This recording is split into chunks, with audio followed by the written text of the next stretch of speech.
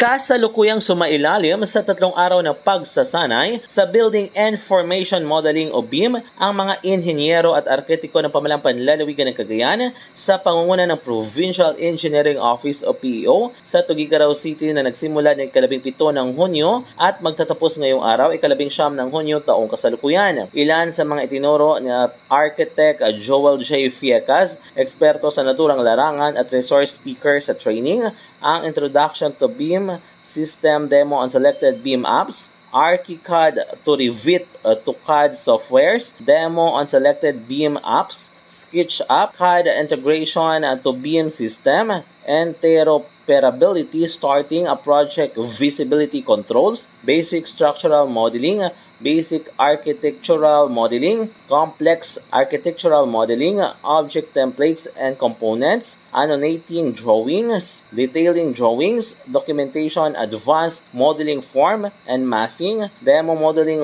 Modern Structures, Lighting and Rendering. Aktual na itinuro ni Architect Fiecas ang step-by-step na proseso sa paggawa ng BIM sa mga kalahok gamit ang kanilang sariling laptop. Ayon kay Provincial Engineer Kingston James de la Cruz, layon ng naturang aktibidad na tulungan ang mga inhinyero at arkitiko ng PGC upang malinang at madagdagan pa ang kanilang kaalaman sa BIM. Ang BIM ay isang digital na representasyon ng physical and functional characteristic ng isang pasilidad. Ito ay isa ring software na ginagamit ng mga individual, negosyante at ahensya ng gobyerno na nagpaplano na gumawa ng design at nagtatayo ng mga gusali kasama na ang mga daan, railways, tulay, pantalan, gas, electricity at communication utilities. Kasama rin sa pagsasanay ang mga bagong engineers at architects ng PEO, Opisina ng Chief of Staff, at Infrastructure